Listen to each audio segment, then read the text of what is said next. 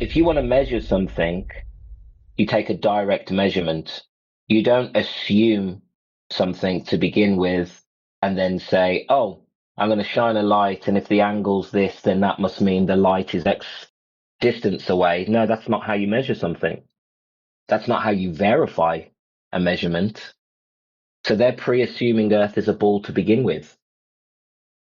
So yeah, they have a number. Great, they have a number. They use it on the websites. They use it in the official textbooks. But nobody has verified that Earth is a ball. Okay, Say I that want to They to the made sun up. always. Yeah, They I have made a up a question from you. distance to the sun. They made up a distance to the sun and said, "Oh, Earth must be a ball of this size then, because of these shadow lengths." But these shadow lengths are achievable on a flat surface with a closer sun. Try mathematics. So actually, do you agree that if they use this made-up curvature rate or radius value in their instructions, that instruction, like long tunnels, may mess up? Do you agree with that? Because such a thing And doesn't even exist. it means they use circular reasoning to come to their conclusion. They didn't use direct evidence that Earth is a ball. So they Also, assume Earth is a ball and they give us a distance to the sun. Yeah, go ahead. yeah, also that the NASA documents for flying airplanes, aerodynamics, says Earth is flat and stationary. They don't mention Earth curve in that at all when you build an airplane or fly it.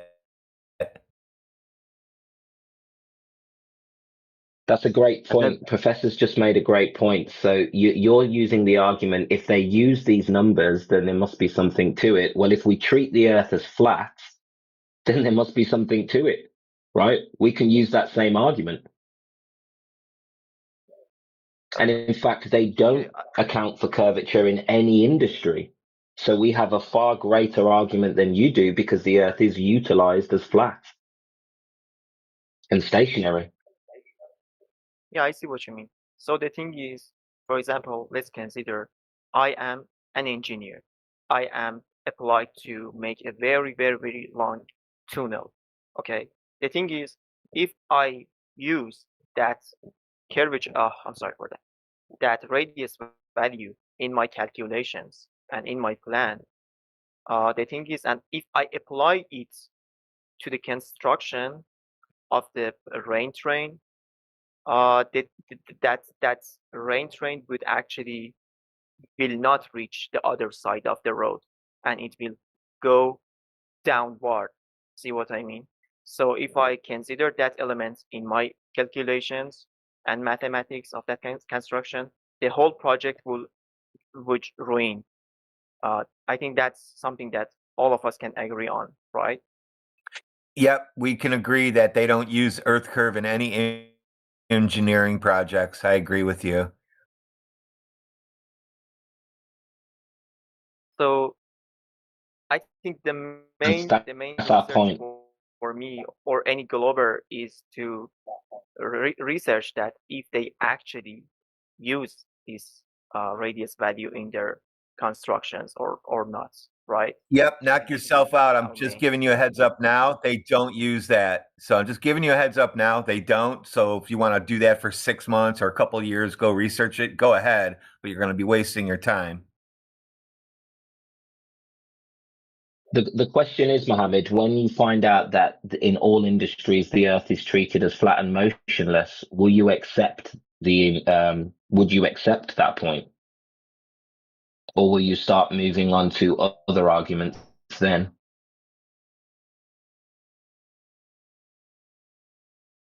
I mean, of course, yes, because it's a very like approvable. I don't know if such a word even exists. Uh, facts for the shape of the Earth, whether it has curvature or doesn't have curvature.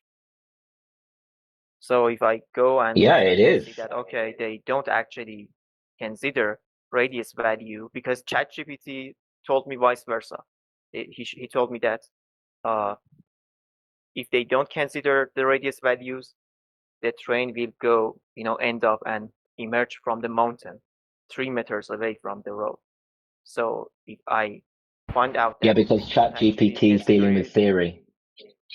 yeah, if I That's actually dealing with find the out that theory, they right? don't But consider it, in that's not enough. reality, yeah, exactly. In reality, we have people from the construction industry, from the engineering industry. We have pilots, aviation. You just speak to people of how they're actually practically doing their work, and they will tell you everything is built to in respect to level. They don't have to deviate down for the slope, as you would say. They don't deviate away from level in order to build things in a straight line. You build flat and level, you fly flat and level. All ballistics and aerodynamics treat the Earth as non-rotating and level, flat and level. We got guys down in our So shop. One of the buildings that I'm doing now, I'm overseeing some work being done. They actually shot a whole grid over the floor, the walls, and the ceiling, and they just run around on lifts and just go boom, boom, boom along the grid, and everything is exactly where we want it because they use straight lines in a big giant building. Laser shot, boom, the grid is on the wall, and it's exactly what we want. Not even off by a half inch.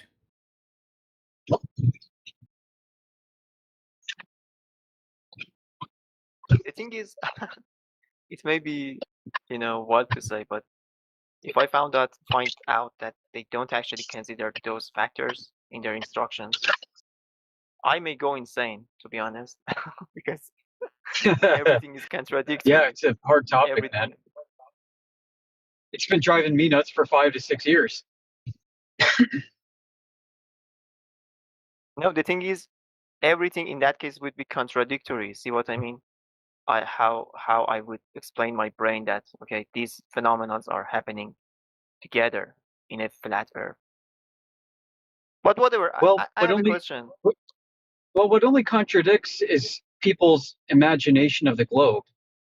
There's nothing about flat Earth that is contradictory itself inherently. The globe imagination contradicts the flat Earth reality that we experience and measure. I mean, but some stuff actually don't need imaginations. I see your point. We have made a conclusion. I mean, I just want to put it aside because I now know my duty. But the thing is, for example, if I go to Los Angeles and see that, like, PewDiePie is in Los Angeles, I can't go to Washington City or Mexico City and see that PewDiePie is in Mexico City too. See what I mean? It's impossible. I mean, that's kind of a phenomenon. What happened? I mean, Why are you talking about traveling to two places? What, you're talking about the coordinates of these cities? no, I resembled it to 24-hour sun in Antarctica. See what I mean? Like,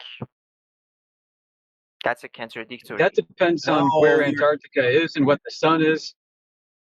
Yeah, dude, we had you all the way back at Earth curve and how engineering doesn't use it.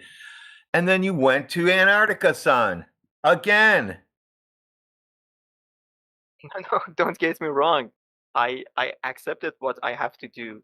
I know my research right now. But I just say that, for example, if I find out that the engineers don't consider those factors like radius value, I may end up in madness. See what I mean? Why? Because What's wrong with the Earth being flat? What's wrong with the Earth being flat and stationary and enclosed? What's wrong with it? I'll tell you what's wrong, Rad, when the whole world believes it's not flat, and that's what's crazy about it. It's the realization that you are sane and rational, and the rest of the world is fucking delusional. That's what's crazy. I figured people were like that way longer than I knew the Earth was flat. So everything just kind of fell in place for me. I'm fine and content with a bunch of nutheads running around. Yeah, it hits different depending on your experience. That's for sure. So listen, you like the sun. Let me give you a little interesting globe glitch about the sun. Do you know what a tropical year is? I have no idea. I'm sorry. No, it's okay. The tropical year is the number of days it takes place from the sun to migrate from the Tropic of Cancer to the Tropic of Capricorn and back, passing across the celestial equator. So here's what's interesting. If you drive a stick into the ground, and let's say you drive a stick into the ground on the summer solstice, okay? The summer solstice is when the sun has migrated as far north as it possibly can into the Tropic of Cancer, about 23.4 degrees north latitude. So let's say you drive a stick into the ground and you measure the shadow length and you measure the position of the sun. You're going to count 365 days until the sun returns back to that same exact point with the same exact shadow length and the sun is in the same exact position in the sky. That's 1 year. If you do it again, you get another 365 days and another 365 days. But on the fourth year, you will count 366 complete days. How does that happen with heliocentrism, with the globe, and all of it? This idea of a leap year comes from the false notion that a year is 365.24 days, and you've got an incremental day, and so every 4 years you will add up the incremental days and slap it on as a leap year day. But that's not what's really happening in physical reality. In physical reality, every 4 years, there is an actual 366th full day.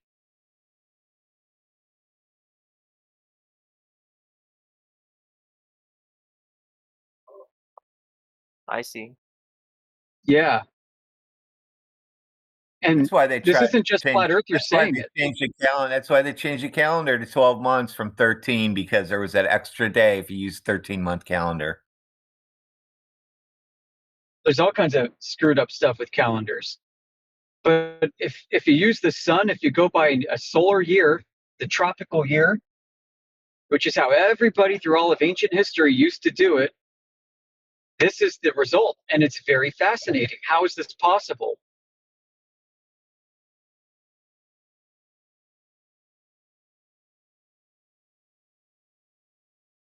You can actually verify this yourself by going to a local meteorology center. Whatever country you're in, you could probably find your local government has one, and you can find a table. You can find a table of sunrises and sunset times.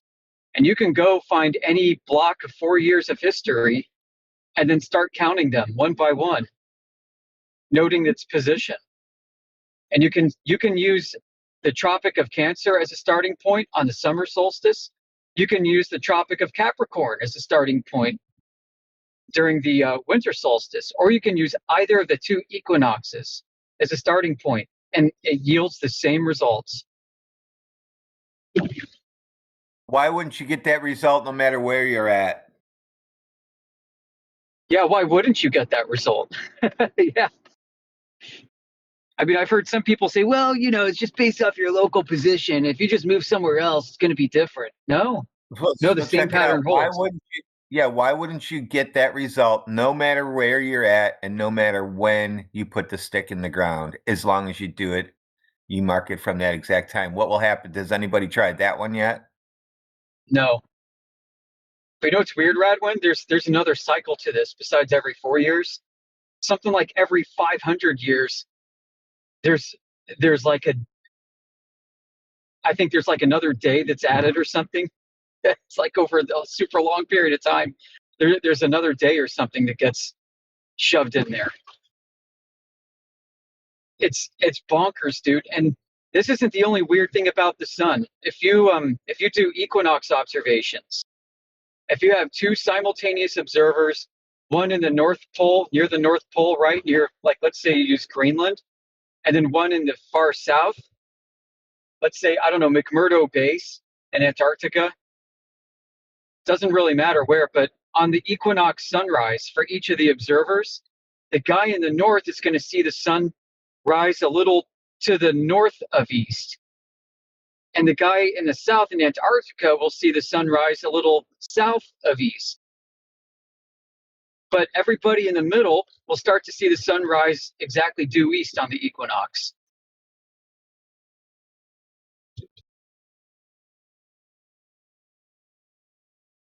That doesn't make sense with globe geometry either.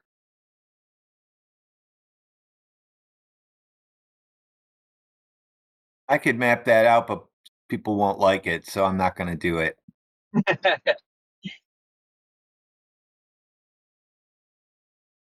There's a lot that we've looked into, folks, over the years, and we just collect all these globe glitches. We make libraries out of them, and we speak to them. It's really nuts. It's fascinating. It's stuff that you won't learn from textbooks in school. But yeah, speaking of that topic, though, Yoder, look at what Subrat's model proposed. You know Antonio Subrat? Yeah. Yeah, he proposed a model that would fit the sun's, the ellipse that it makes. And so I think what's important here is that people have been trying to figure out some sort of model that they can put. I don't know if you've ever got to that part where he's proposing the model, like what the Earth looks like with the continents. They're not in proportion like the way the AE is. It's not at all. They're not arranged that way. So right. There's no uniformity at all, even with the globe concept. There's no uniformity in what the globe's dimensions are and how the continents are truly laid out either. And that's just within a globe paradigm. If you expand your net further, you find out that, wow, there are a lot more glitches. There's a lot more uncertainty about the true nature of Earth than I realized. The things that you don't necessarily learn in school may be footnotes in the bottom of your textbooks. Those are the things that we pick up on.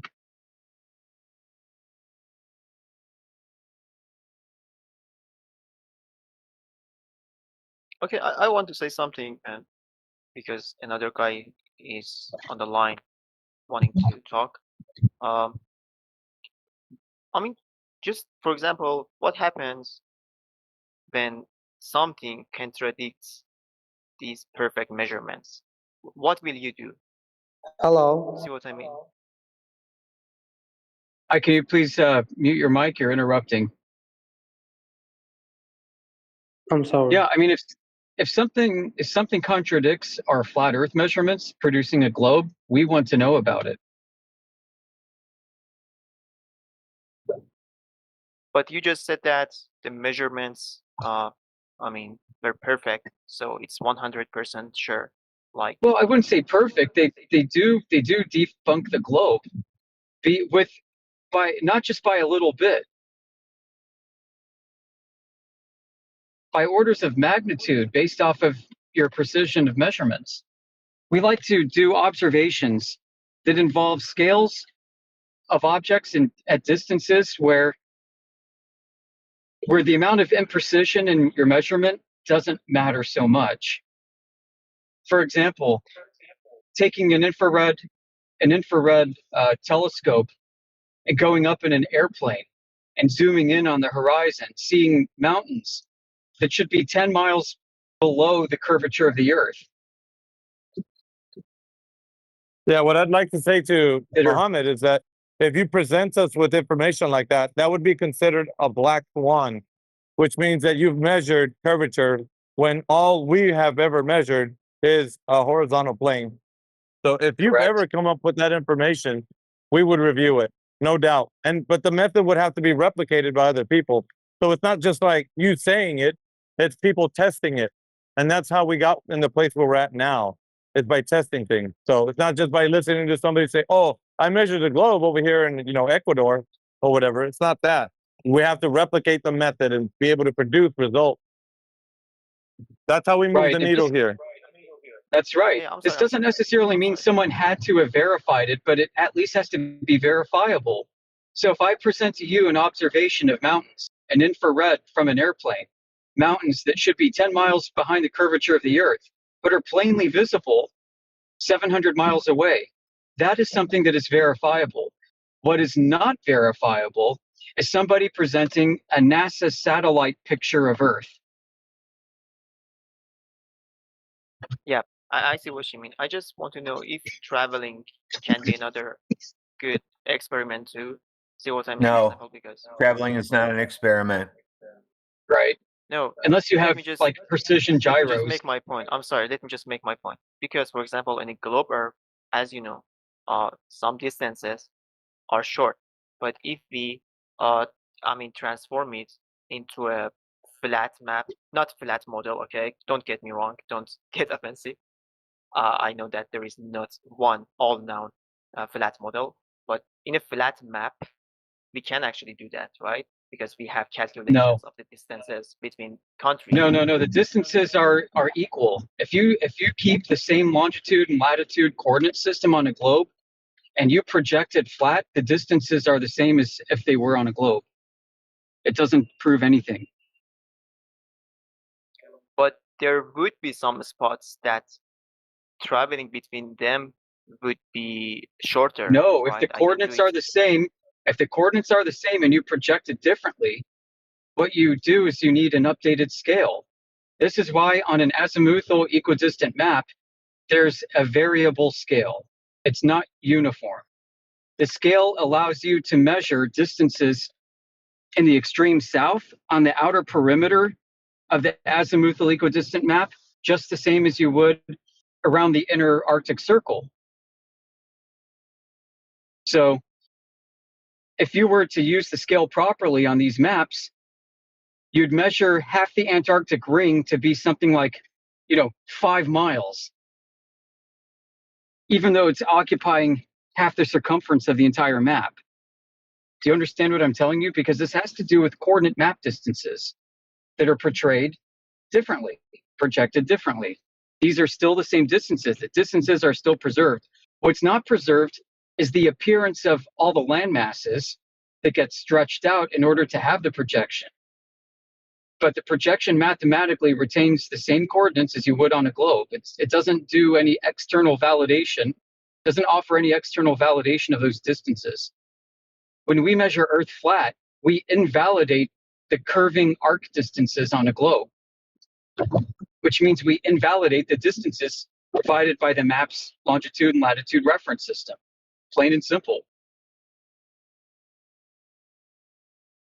I want to disagree with you, but talking would not be enough. I just want to, after this guy Ashen talks, take experiment of an apple skinned and show you some of the points how they get far from each other. So yeah, I will just get in the line and yeah, welcome.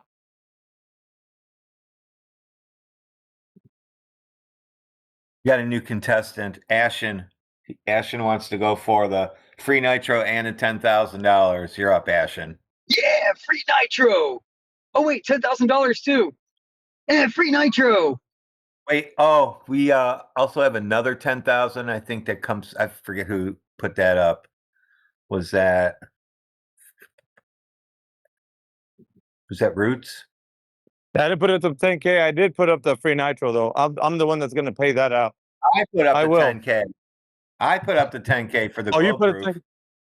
Well, Radwin's got 10K. I'm promising 1 month nitro. So anybody else want to throw something in there, you're welcome. But Yeah, I got an idea. I'll throw in a trophy or a nice placard from thingsremembered.com. I'll customize a memorable for you. You can hang up in your office, in your bedroom, whatever, so that you can feel good about being the one that proved that Earth is a globe.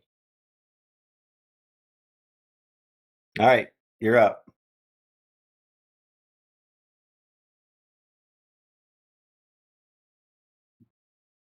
That's usually the proof that we normally get right there.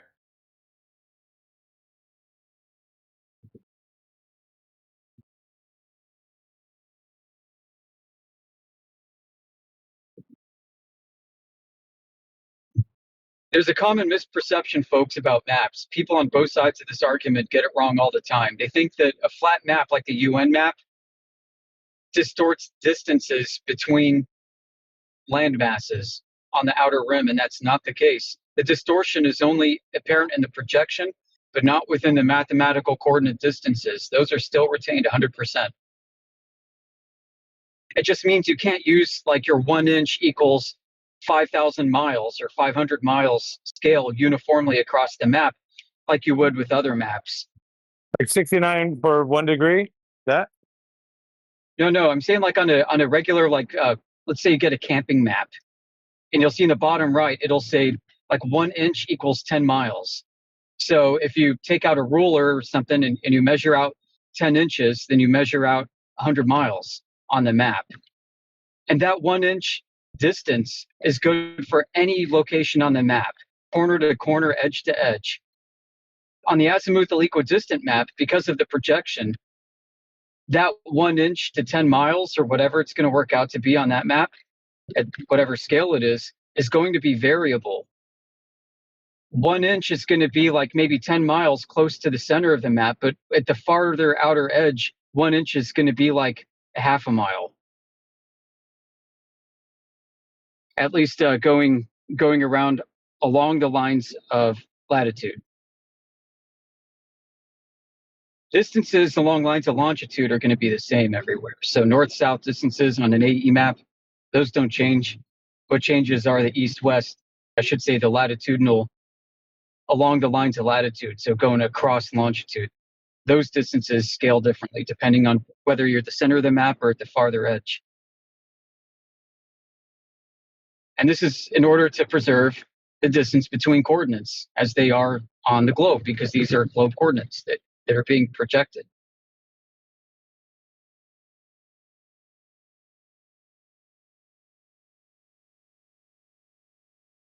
This is why you can't say, hey, Flurf, why don't you use your AE map and give us and validate these GPS distances? Because they're having you use the same thing as what's already baked into GPS, and that's latitude and longitude, along with the coordinate map distances of both, which are going to be equal. So it's a trick.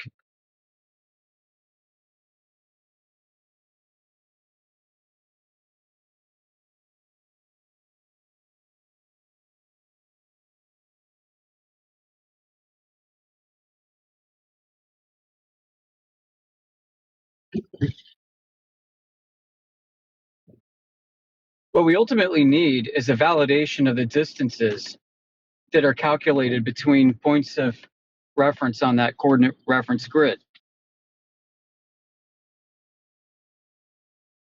So if I'm at like, I don't know, 45 degrees east latitude and somebody else is at 40 degrees east latitude, or longitude rather, let's say I'm at 40 east longitude and someone else is at 45 east longitude, and let's say I'm at the equator, there's going to be a distance between us of 5 degrees, which is on a great circle at the equator calculated to be 69 degrees, 69 miles per degree. So 69 times 5, bam. Now, if I slide myself up to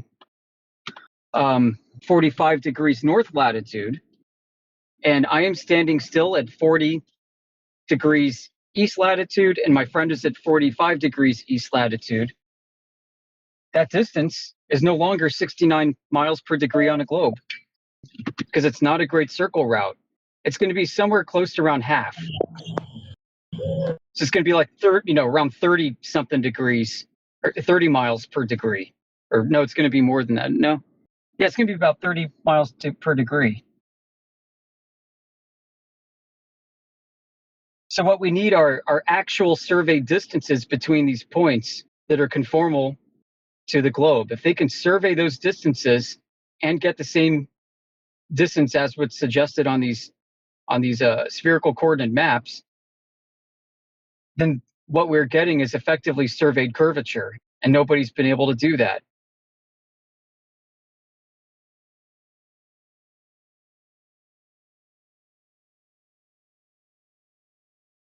The only way to measure distances that are globe conformal is to measure curvature. If you can't measure curvature, then you can't possibly confirm the distances as presented by globe coordinates. At least unmitigated corrections.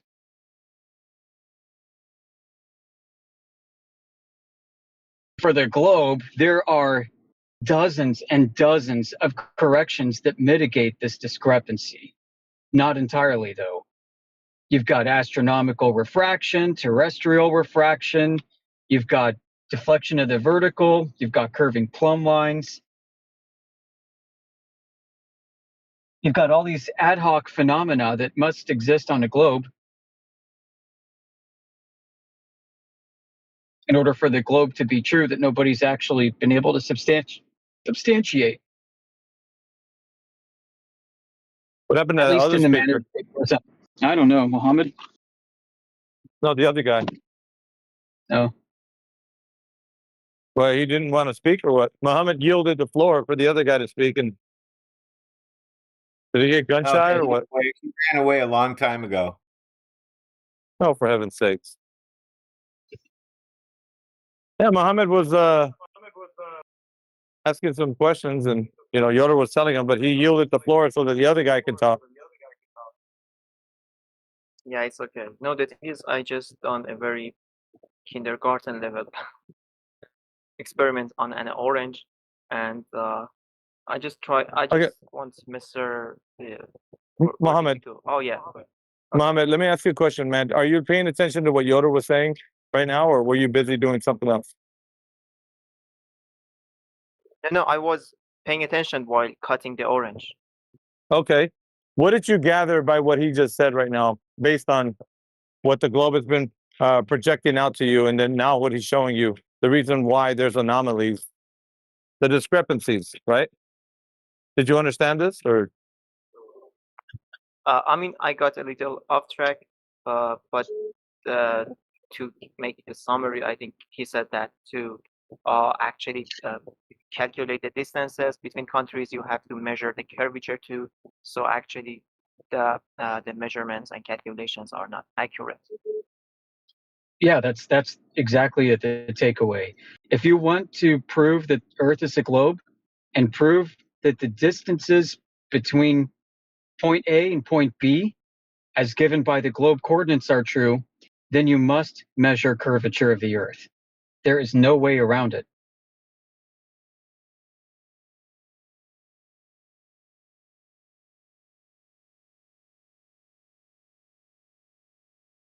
Yeah, I see. But anyways, these are the images I got from the orange. It's not an orange actually. I forgot the fruit's name, but yeah, as you see, those spots get far away from each other. I know it's not a good experiment, but anyways. Yeah, you're projecting a curved surface onto a flat table. You're going to get distortions, obviously. And that's what we're saying. We're saying that when we survey and measure the Earth flat, that the spherical coordinates cannot be true. That the distance, the unmitigated distance between latitude and longitude on a spherical surface cannot match the distances on a flat surface ever. Not without some kind of curvature present. Not without some kind of correction to take place. So when we can see mountains in the distance, an infrared from an airplane that should be 10 miles beneath the horizon of the globe, but are presently visible. And if we look down at our compass heading and see that we're facing, let's say, due west, then I know that those mountains can't exactly be where I think they are if I think Earth is a globe. There has to be some distortion taking place within the spherical coordinate reference system to make it work on a flat Earth. Do you see how that reframes the discussion? Because if Earth is is a globe, then those mountains should be sunk behind the horizon and should probably even be shifted maybe a little northward a little bit. But instead, I'm looking straight out at them. Yeah, I have seen those images. I see exactly what you're talking about. But what I am trying to say is that somehow we actually are using those distances and calculations for our travels, and they actually make sense. So yeah, they may not be accurate, but I mean, they work, right? Yeah, they work. They're not accurate, but they work. That's exactly right. You don't know exactly how many miles you're really going. You do know exactly how many you're going on the map. The coordinate map miles, you know exactly how far it is, but in reality, you don't know how far you're really going. Same with the map heading. You know exactly which direction you're pointing if you're getting from A to B on the map without question, but in reality, it's not going to match either. And the problem is the distortions get bigger and bigger and bigger over greater and greater distances. And as those distances become greater, for the errors to become more apparent, our ability to easily measure them becomes more difficult.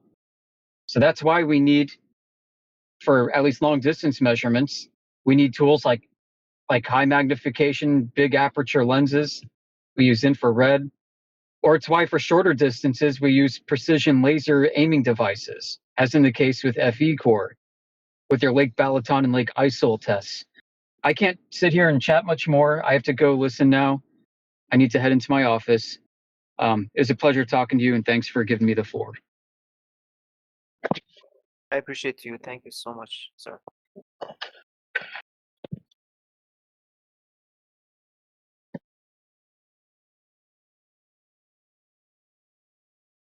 Was that your experiment, peeling an orange?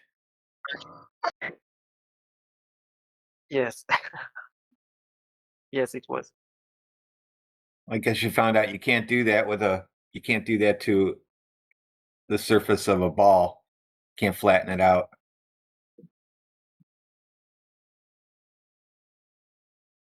But I mean, let's just say it's inaccurate, okay, those distances.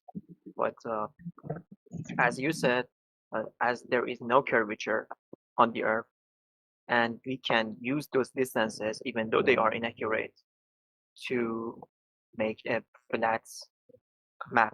Okay. Yeah, I know they are not accurate, but some distances become much, much, much, much far of each other.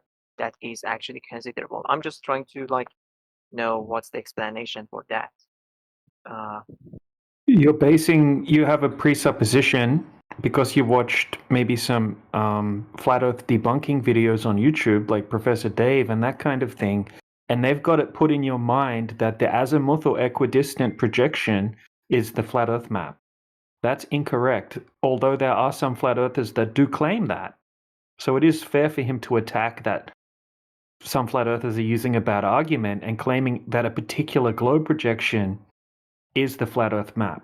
Okay, we don't claim that that's the flat earth map, and those distances that look like a really long distance on that fake flat earth map, which is actually a globe map, okay, the AE map, that's the same distance, right? That's the same distance on that projection as it is on a different projection, even though on the actual map, if you plot out the distance, it may look like a longer line on one of the map projections than it does on the other one, because there's scaling issues that you need to take into consideration. There's a scale right on the map that says where you're at on the map, use this scale. Yeah, I see where you're coming from, but yeah, okay, let's assume that Earth is perfectly flat, and I'm sorry, it doesn't have curvature. It's not a globe. But let's use that logic vice versa. Let's say, okay, let's assume that if the Earth could have been globe, how much some distances could be shorter or longer? Would there be better traveling paths between some spots or something? So I think this logic can be used for both of the sides. See what I mean? I hope I'm not going off track or something. Well, all of But the these thing is, all of these are based off a particular coordinate system which originated from the sky, right? Using the stars to navigate. Okay, and then that was eventually turned into these different projections that you're thinking of in your head. That's how the globe came to be a thing in the first place, not because someone actually went out and measured a globe, right? It was the sky coordinate system that was turned into a Earth coordinate system. Yeah, it's considered fallacious logic. So the logical fallacy that it is, it's called a reification fallacy. You're reifying the particular idea that you live on a globe based on the way it's projected onto a map or a model. So that has given you the idea that you live on a globe, but it's a big giant circle jerk. It's just reifying itself. So how do you know that the Earth is a globe? Well, the coordinate map system, or however, whatever model you're looking at, and then that just feeds back into itself. And you say, well, we travel from point A to point B, and we're using the system, therefore the system must be correct, therefore my premise is correct. okay. I came up with something. All No, of wait, us can but did agree you? that Yeah, I know, but did you listen to what I just said? It's logically fallacious to say that you're using a coordinate map system and then say that the Earth is. You're making a declaration that the Earth is something because of that. That's a problem for logic. yeah, that actually makes sense. Now I want to use another logic. All of us can agree that in a surface and non-curved, surface, to reach 2 points to each other, you need one and only one path to straightly point these points to each other. See what I mean? That's all we can agree on. But in a globe model, for two spots, there are lots of paths to reach those points if we want to just head straight. See what I mean? Can you understand my perspective?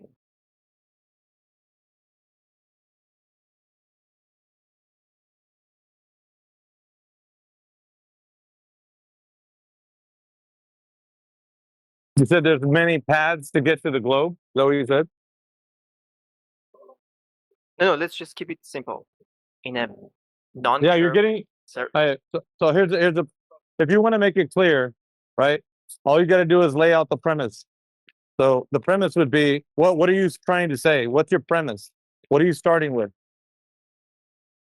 I'm just trying to say, for example, if I want to head to another city, even though Okay, it would be okay. so expensive, All right, hold on. I will just finish my sentence. Let's just do it one at a time.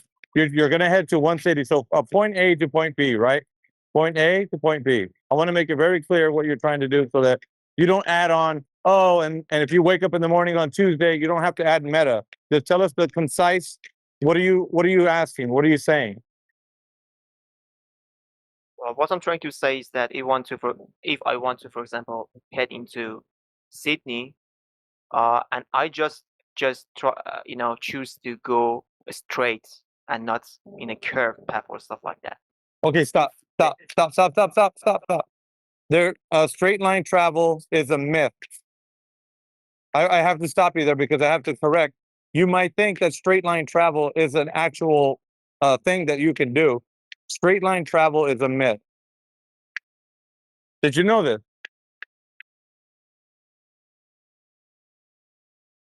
Hello? Hello, I'm here. But Yeah, straight line travel is a myth. Is a myth? You mean it's made Yeah, up? it's not real. Yes, it's fake. It's not real. So if you say straight line travel, when the moment you say that, that's incorrect. There's no such thing as that. Doesn't exist. Yeah, it's impossible to do on spherical coordinates and impractical in reality. That's correct. You have to follow a compass. I think that's where most of your confusion came from, Mohammed, to be honest. You have like this ideal way that people travel, and you're applying it to your reasoning, your logic. and that's why it's failing you, because you think straight line travel is a reality. Am I correct?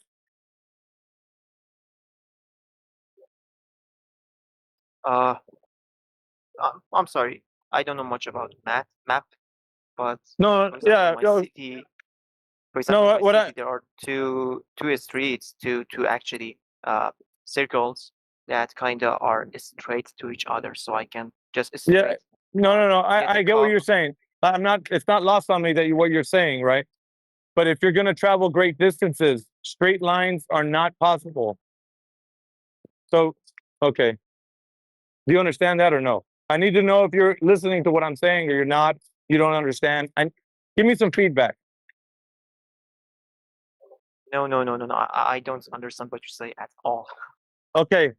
You know how like you get a map and you say I want to go from point A. I'm going to start in whatever city, and then I'm going to arrive at this other point on the map. Okay. You know what I mean? Like on a map, you're going to show from point A to point B a straight line on a map. You get me now? Yes. Okay. The straight line travel is a myth. You think you're going in a straight line because of the chart of how you're plotting on a world map. Okay, so the world map, and you say, I'm going from this point and I'm going to end up in that point and I'm going to travel in a straight line. Look, it's a straight line on this map. I understand what you're saying, but to do that in physical reality, when you go outside and you travel a great distance, it's not going to be a straight line. Do you understand this? Yeah, but what if I use a compass or something? Yeah, I understand, but do you understand what I'm saying? Yes. Okay. So because you make like using a world map and you draw a straight line, it doesn't mean in reality you're going to travel in a straight line. So now you said compass, right? So if you travel with a compass, what does the compass reference? How do you get your bearing? How do you know you're going in a direction using a compass? What is a compass reference? To the north, or east Okay. or so, or Magnetic yeah. magnetic north. What is magnetic north relying on? The magnetic field lines, right, of the Earth.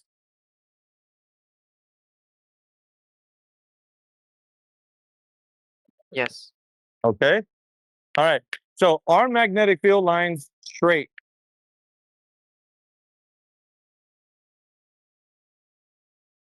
Uh-huh. No, I'm asking you a question. Do you think that they're straight, like the magnetic field lines? I mean, due to what you said, it must not be, right? Well, yeah, I'm proposing that it's not, but I'm asking for your how are you trying to reason with yourself?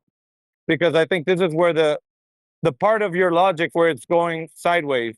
If you're trying to reason that, whatever the compass is using, we're using it to go in a straight line. Am I right or wrong? I mean, so you are just saying that, for example, if I point straight to north and reach a city or a spot, Mm-hmm. and I use, for example, the compass Yes. to head to east, directly east, no left or right. Yes. Yes. And there is no possibility that I would reach the same point because that's how it No, works on no, the globe. no. I didn't say reach a point. I said go in a straight line. I didn't say reach a point. I said go in a straight line. Straight line travel is a myth. You're so I think this is the part where you're hung up on. You don't realize that when you plot a course, like if you're going to put it on a chart, that looks different than when you actually travel, because you have to rely on other things to travel, like a compass, right? Like maybe the celestial sphere, the spherical coordinate system, whatever it is. You're relying on other things to travel from point A to point B. So your idea is you're going in a straight line, right?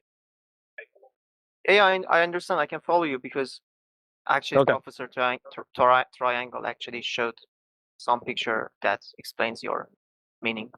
Okay.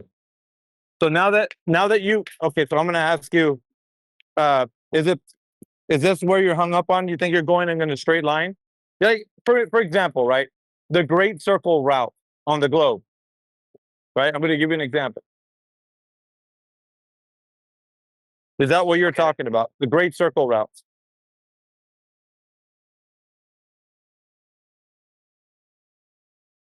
I'm sorry. Are you Great what? the Great Circle route? I don't know. Do you know what this means or not? I'm not even sure if you know that. I'm sorry, no, I don't. Okay. So okay, I mean maybe we should go a step back. How do you think we travel? Like, can you tell me how, in your mind, how do you think we travel? Like in a straight line. Can you tell me, please? Uh, due to what I think, or due to what you explain to me. Someone's in his DMs. Yeah, based on how Mohammed, based on how you know how to travel on the earth, how do we travel? What do we use, and how is it done? Can you tell us, please? I want to know where you're at with this because I'm saying things that I think it's maybe surpassing your knowledge about traveling. So, can you just tell me what do you think? How do you think we travel on the earth? By using compass and map and stuff like that, right?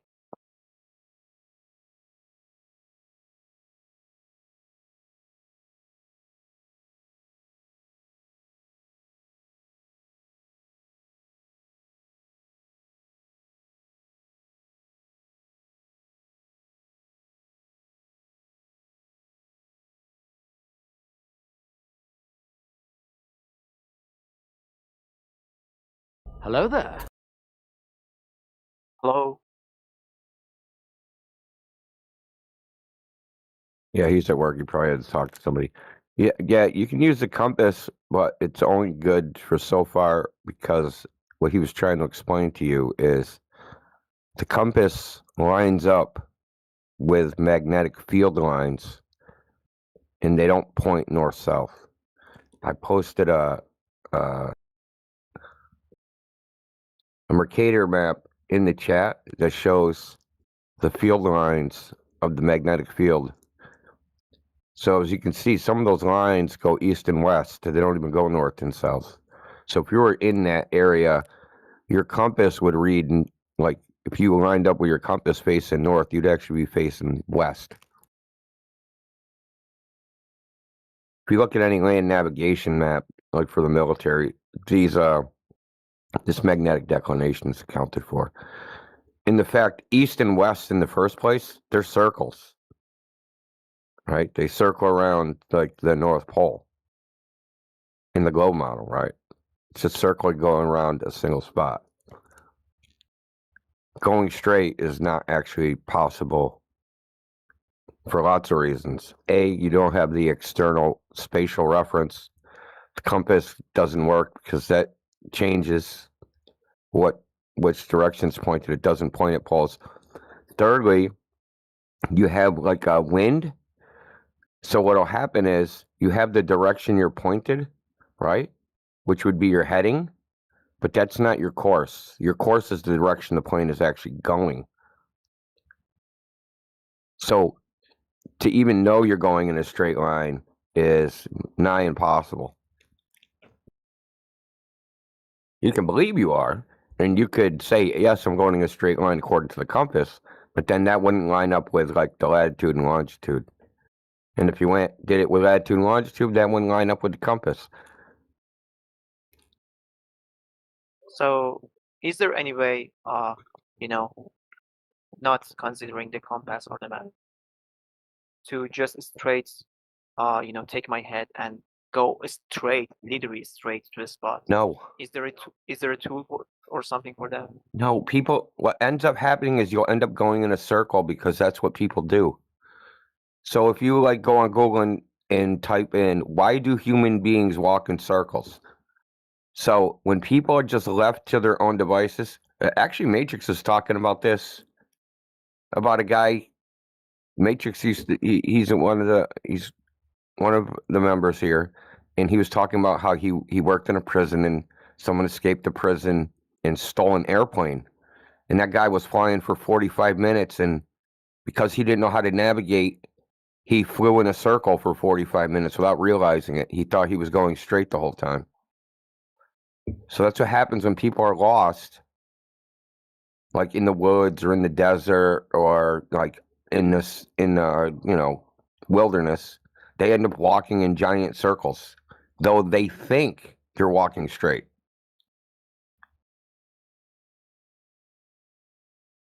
It's not like you can walk straight across your room, you can walk straight across a soccer pitch, but going straight for 100 or 200 or 300 miles, it's nearly impossible, if not impossible.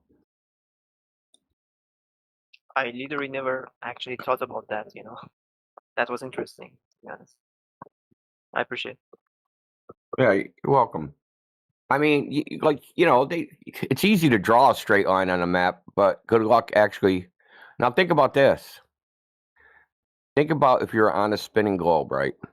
And you wanted to fly north to south and stay on a single line of longitude. Would you go in a straight line, or would your plane, because the Earth is spinning, have to take a curved path to stay over that line because the Earth is spinning, right?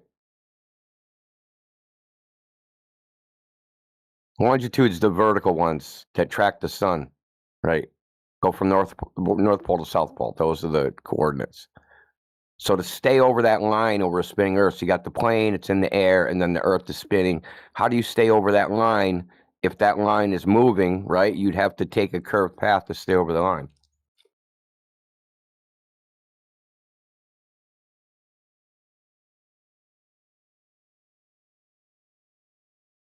Yeah, that makes sense, actually. Yeah. I actually have a graphic. I'll post in the chat. So I'm sorry, I just want to jump into the conclusion because I know other people want to participate in this discussion too. Yeah. But the conclusion would be that there is no way that we could prove any shape of the Earth by traveling between two spots by using different paths, different straight paths, because such a thing would not be even possible at the first place, right? Well, not for long distances. So how do we navigate now, right? We use the stars. That's how you navigate long distances. And the stars themselves are in motion. Right? You might be able to pretty close to going straight if you just like aimed at the North Polaris, right? The North Star, and just went directly towards that because it doesn't move really, or not that much. You could probably use that to go straight for a while. But you wouldn't be using the Earth, right? You'd be using the stars. That's the thing. How do you use the Earth to figure out? How do you figure out what the Earth is by using not the Earth, without jumping to conclusions?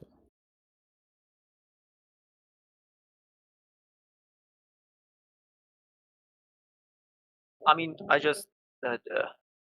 thought that at the first place, before this discussion about the circling, people actually going in circles before that discussion, I thought that I could make a conclusion of, for example, if I head north and reach a spot and head west and reach the same spot with actually more distance, of course, that could be, a considerable proof of something. But yeah, but west is a circle. Yeah, I understand. On the it's a good. You'd go in a circle around the North Pole, right?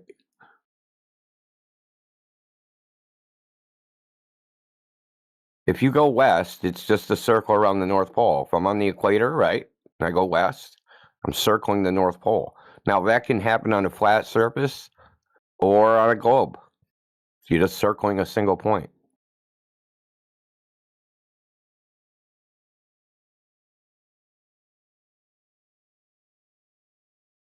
Indio, quick question.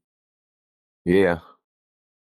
So hypothetically, just let's assume that we have a method to make that circumnavigation around globe on a straight line. Wouldn't that be possible only on the equator, or you will have to cut the globe on a half? It wouldn't be possible in the northern hemisphere or the southern hemisphere, because in the northern hemisphere you will have, and if you want to circumnavigate from that region, you will have to deviate a little bit to the right. The more you are in the north, closer to